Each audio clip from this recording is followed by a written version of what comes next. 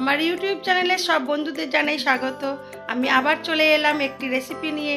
রেসিপিটি দেখুন, দেখে ভালো লাগলে লাইক, শেয়ার, সাবস্ক্রাইব অবশ্যই করবেন আর কমেন্ট করতে ভুলবেন না কিন্তু। আজ আমি বানাবো বাগানের পুঁই শাক দিয়ে চিংড়ি মাছ ভাপা। তার জন্য প্রথমে ছাদে গিয়ে একটু পুঁই শাক বা পাতা তুলে নিয়ে আসবো। টাটকা টাটকা পুঁই পাতা দিয়ে বানাবো চিংড়ি মাছ ভাপা। খেতে দারুণ লাগে এবং আজকেও খুব সুন্দর হয়েছিল। চলুন আপনাদের সাথে সেটাই শেয়ার করব। প্রথমে পুঁই পাতাগুলো কেটে নেব। চিংড়ি মাছ ভাপাটাতে কি কি মশলা দেবো প্রথমে একটু দেখিয়ে দিই।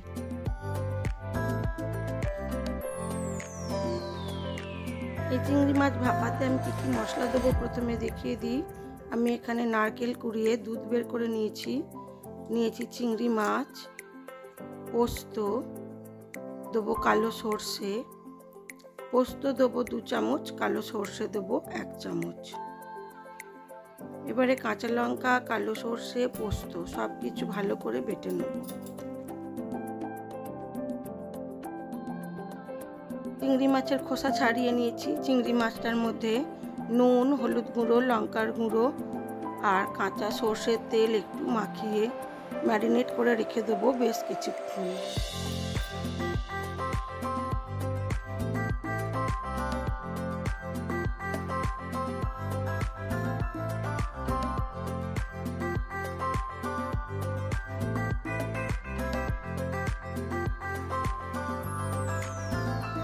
পুঁই শাকের পাতাগুলো ধুয়ে নেবো খুব ভালো করে, আর ডান্ডিগুলো একটু কাঁচি দিয়ে কেটে কেটে ফেলে দেবো।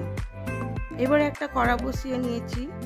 কড়ার মধ্যে দিয়ে দিলাম পরিমাণ মতো সর্ষের তেল। এবারে পুঁই পাতাগুলো ওই তেলের মধ্যে সাজিয়ে দেবো। আপনারা চাইলে 2টো করে পুঁই পাতা নিয়ে অল্প করে চিংড়ি মাছ দিয়ে বেঁধে বেঁধেও করতে পারেন। আমার কাছে সময় কম, তাই জন্য আমি পুঁই পাতাগুলোকে কড়ার মধ্যে বিছিয়ে দিয়ে ওর ওপরে মাছগুলো সাজিয়ে দেবো মশলা মাখিয়ে। তারপরে আবার ওপর থেকে চিংড়ি মাছের ওপরে কাঁচা সর্ষের তেল দিয়ে পুঁই পাতা আরও কিছুটা পরিমাণ দিয়ে এটাকে ঢেকে রান্না করব। বেশ কিছুটা পরিমাণ পাতা আমি তলার দিকে দিয়ে দিলাম যাতে মাছটা না ধরে যায়। আমি কিন্তু কড়াটা জ্বালিয়ে দিয়েছি, কম আঁচে আছে।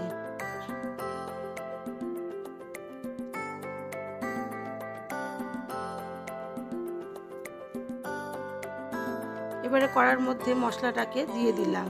কিছুটা পরিমাণ মশলা দিয়ে ম্যারিনেট করা চিংড়ি মাছগুলো দিয়ে দেবো।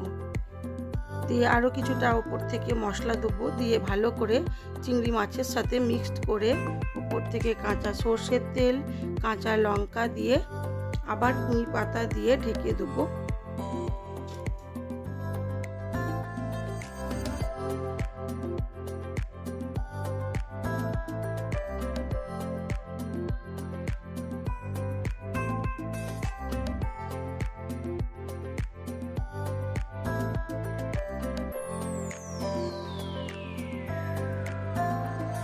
দিয়ে দিলাম নারকেলের দুধটা।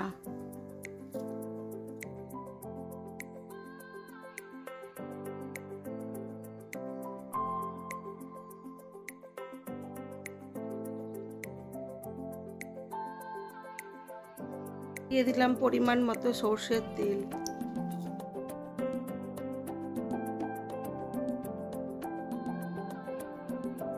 ওপর থেকে আরো কিছুটা পরিমাণ পুঁই পাতা দিয়ে ঢেকে দিলাম।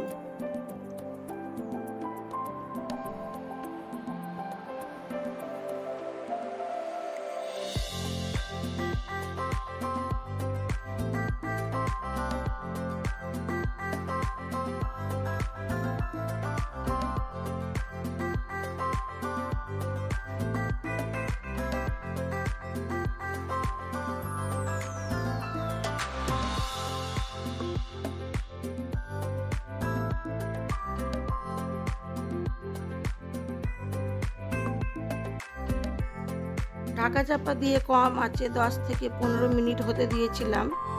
তারপরে হালকা একটু নেড়ে চেড়ে আবার ঢাকা চাপা দিয়ে দেবো।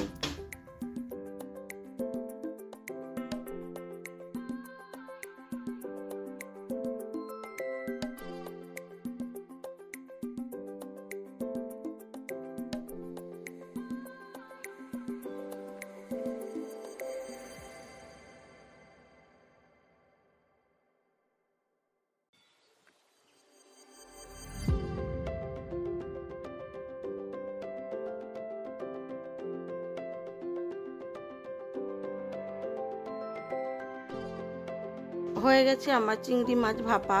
উপর থেকে একটু মিষ্টি ছড়িয়ে আরও কিছুক্ষণ ঢাকা চাপা দিয়ে রেখে দেবো।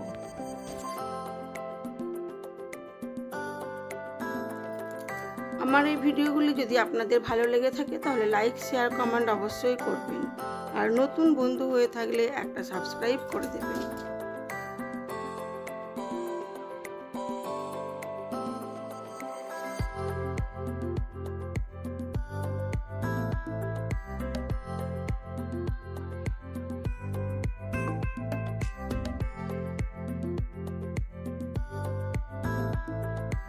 এবার আমি এটাকে সার্ভ করে দেবো।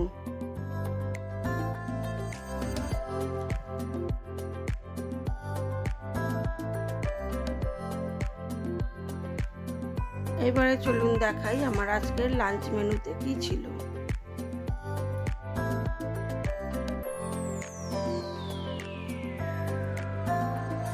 আমার আজকের লাঞ্চ মেনুতে ছিল সাদা ভাত, আলু করলা ভাজা, পুঁই শাকের ঝাল, আর ছিল লাউয়ের ঘন্ট, ভাজা মাছ, চিংড়ি মাছ ভাপা আর মুসুর ডাল। আজ এই পর্যন্তই। সবাই ভালো থাকবেন, সুস্থ থাকবেন, নিজেদের খেয়াল রাখবেন।